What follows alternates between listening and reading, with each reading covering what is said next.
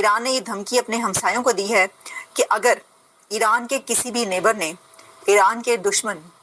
کو سپورٹ کرنے کی کوشش کی یا ایران پر جو حملے ہو رہے ہیں اس میں اسرائیل کی مدد کرنے کی کوشش کی تو اس کو نہیں چھوڑا جائے گا۔ My god! I S P R کا جو بیان آیا اس میں بھی ہمیں پتہ لگا، اور جو ڈونلڈ ٹرمپ نے فوری بات کی تھی اس میں بھی انہوں نے کہا کہ ایران کے معاملے کے اوپر امریکہ جب آپ کو لنچ پہ بلاتا ہے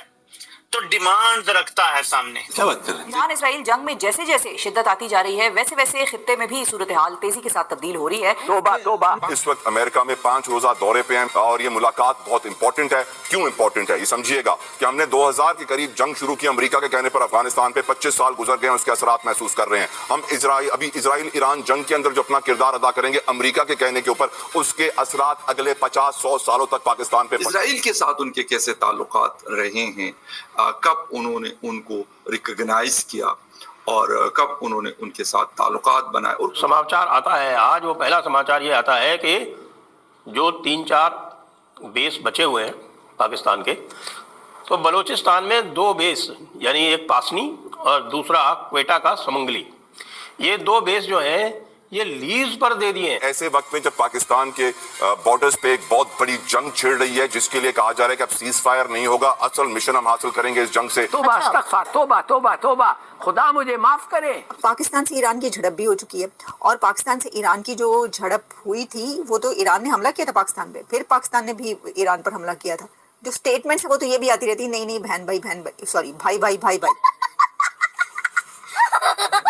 جے ہند دوستو، آپ سبھی کا سواگت ہے آپ کے اپنے یوٹیوب چینل کے اسپیشل نیوز میں۔ دوستو، جیسا کہ آپ لوگوں نے ویڈیو کے ہائی لائٹ میں دیکھا، پاکستان اس سمے بہت ہی دکھی میں ہے، کیونکہ امریکہ کے راشٹرپتی ڈونلڈ ٹرمپ نے بدھوار کو واشنگٹن میں وائٹ ہاؤس کے اندر انہوں نے دوستو پاکستانی سینا ادھیش سے ملاقات کیا اور بتایا کہ دوستو ٹرمپ نے منیر سے پڑوسی ایران اور اسرائیل کے بیچ چل رہی لڑائی میں مدد مانگی۔ تو دوستو وہیں پاکستانی میڈیا بھی یہ بتا رہا ہے جو پاکستان نے 2 ایئر بیس امریکہ سے لیے تھے وہ امریکہ کو واپس کر دیے ہیں۔ اور جب دوستو پاکستان کو اس خبر کے بارے میں پتا چلا تو پورے پاکستان میں عاصم منیر کے خلاف غصے کی لہر دوڑ گئی ہے۔ اور وہی دوستو پاکستانی میڈیا نے یہ بھی بتایا کہ دوستو پاکستان ایک طرف ایران کو سپورٹ کر رہا ہے اور وہیں دوسری طرف اسرائیل کو بھی سپورٹ کر رہا ہے۔ تو دوستو آپ لوگ دیکھ سکتے ہیں کہ پاکستان اتنا دوگلا ملک ہے کہ دوستو اس کے جیسا دوگلا ملک اس دنیا میں نہیں ہوگا۔ اور وہیں دوسری طرف دوستو امریکہ راشٹرپتی ڈونلڈ ٹرمپ نے ایران اور اسرائیل کو لے کر ایک بڑا سنکیت دیا ہے، جس میں ڈونلڈ ٹرمپ نے کہا ہے پاکستان زیادہ تر لوگوں کی اپیچھا ایران کو بہتر طریقے سے جانتا ہے۔ تو دوستو پاکستان اتنا دوگلا ہے کہ ایران اور اسرائیل کی لڑائی میں دونوں طرف سپورٹ کر رہا ہے۔ اور وہیں دوستو عاصم منیر نے امریکہ سے 2 ایئر بیس لیے اسے امریکہ کو واپس کر دیا۔ یہ دیکھ کر دوستو پاکستانی میڈیا میں کھلبلی مچی ہوئی ہے، اور وہیں دوستو پاکستان کے میڈیا اور پاکستان کے لوگ عاصم منیر کے خلاف غصہ جتا رہے ہیں۔ تو چلیے دوستو آپ لوگ پاکستانی میڈیا کا ریئیکشن انت تک ضرور دیکھیے گا، اس میں پاکستانی میڈیا کا ریئیکشن کیا ہے۔ اور دوستو آپ لوگوں کو ویڈیو اچھا لگے تو ویڈیو کو لائک کرے، شیئر کرے اور چینل کو سبسکرائب ضرور کرے، بیل آئیکن کو بھی آن کر لینا، میں جب بھی اپنا ویڈیو اپلوڈ کروں تو ویڈیو کا نوٹیفیکیشن سب سے پہلے آپ تک پہنچے۔ چلیے دوستو میں آپ لوگوں کو ملتا ہوں ایک نیا ویڈیو لے کر، جب تک کے لیے جے ہند جے بھارت۔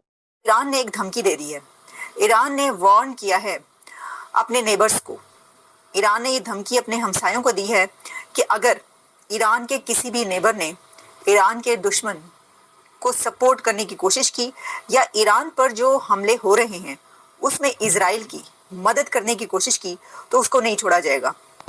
اور اس کے ساتھ وہی سلوک کیا جائے گا کہ جو کسی دشمن کے ساتھ کیا جاتا ہے۔ اچھا، اب اس کے اوپر یہ چہمہ گوئیاں شروع ہو گئی پاکستان کے اندر کہ جی یہ جو ابھی ایک میٹنگ ہوئی ہے اس میٹنگ کے بعد ایران نے یہ دھمکی دی ہے۔ تو میں آپ کو بتا دوں کہ ایران نے یہ دھمکی پہلے بھی دی تھی اپریل کے منتھ میں، اور پھر اس کے بعد بھی کافی دفعہ ایران یہ دھمکی دے چکا، لیکن ابھی بھی جب سے یہ جنگ سٹارٹ ہوئی ہے ایران اور اسرائیل کے بیچ یہ دھمکی آئی تھی۔ اور آپ کو پتہ ہے کہ کچھ ایسے کنٹریز ہیں جو کہ ایران کے جب ڈرونز پہلے بھی ایک دفعہ اڑتے ہوئے اسرائیل کی طرف گئے تو ان کو انٹرسیپٹ کرنے والوں میں جارڈن بھی شامل تھا، اردن نے اسرائیل کا ساتھ دیا تھا۔ اسی طرح جو ایجپٹ ہے وہ بھی ایران کے ساتھ نظر نہیں آتا، کیونکہ ایجپٹ کے تو غزہ اور ایجپٹ کے درمیان مائلز پر پھیلی ہوئی ایک 7 لیئرز پر وال ہے، 7 لیئرز کی وال، جو کہ آپ سوچ سکتے ہیں اس کے اندر خاردار تاریں بھی لگائی گئی ہیں، اس میں ایک بہت ہی اسٹرانگ وال چائنا وال کی طرح نظر آتی ہے، وہ اور غزہ، ایجپٹ اور غزہ کے بیچ وہ ہے۔ تو آپ اسی سے اندازہ کر سکتے ہیں کہ ایجپٹ تو کبھی بھی نہیں چاہتا کہ ان میں سے کوئی ادھر جائے اس کی طرف۔ تو پھر ایران کو معلوم ہے کہ ایجپٹ اور جارڈن تو ہے ہی نہیں اس کے ساتھ، اب پاکستان کا معاملہ بھی ہے، اب پاکستان سے ایران کی جھڑپ بھی ہو چکی ہے، اور پاکستان سے ایران کی جو جھڑپ ہوئی تھی وہ تو ایران نے حملہ کیا تھا پاکستان پہ، پھر پاکستان نے بھی ایران پر حملہ کیا تھا۔ اچھا، ایسی سچویشن میں اچھے تعلقات بھی رہتے ہیں، یعنی جو اسٹیٹمنٹس ہیں وہ تو یہ بھی آتی رہتی ہے نہیں نہیں بہن بھائی سوری بھائی بھائی، تو اس میں یہ ہے کہ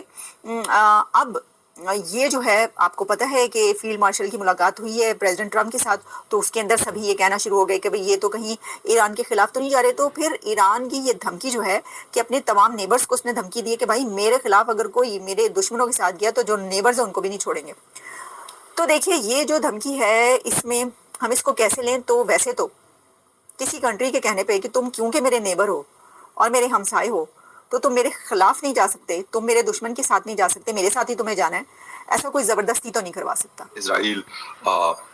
اپنے ایک سٹانس لیے بیٹھا ہے اور تابڑ توڑ حملے کر رہا ہے ایران پہ، ایران بھی اپنی ڈیفنس میں جوابی کارروائیاں کر رہا ہے، میزائل مختلف قسم کے میزائل جو ہیں اس کا یوز کر رہا ہے اور مختلف شہروں کو اسرائیل کے نشانہ بنا رہا ہے۔ امریکن جو پریزیڈنٹ ہے ان کی طرف سے بھی مختلف قسم کے بیانات آ رہے ہیں کہ جی امریکہ حملہ کرنے والا ہے یا امریکہ حملہ کر سکتا ہے، لیکن پھر اس کو ڈینائی کیا جاتا ہے، اور اب پھر خبریں آ رہی کہ امریکہ نے یہ حملہ کرنے کا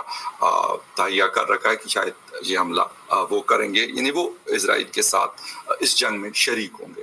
ایران اس کے جواب میں بار بار یہ تنبیہ کر رہا ہے ان کنٹریز کو جو اس جنگ میں کود رہے ہیں، مختلف ویسے تو مڈل ایسٹ کنٹریز بھی انڈائریکٹلی اگر دیکھیں تو شامل ہیں، اس میں جارڈن ہے، عراق ہے، سیریا ہے، اور بھی کافی ساری کنٹریز ہیں جہاں پہ یو ایس فورسز کی ڈپلائمنٹ ہے۔ لیکن اس کے ساتھ جو ایک اور بات چل رہی ہے کہ کیا کچھ لوگ اس کو ریلیجن کے ساتھ جوڑ اس جنگ کو، یعنی کہا جا رہا ہے کہ مسلم ورسز نان مسلم، کیا یہ سچ ہے، یہ بات صحیح ہے یا یہ غلط ہے؟ آج اس کے اوپر ہم بات کریں گے اور آپ کو مختلف اینگلز بتائیں گے کہ کہاں پہ مسلم کنٹریز کے درمیان مختلف جو لیڈرز ہیں ان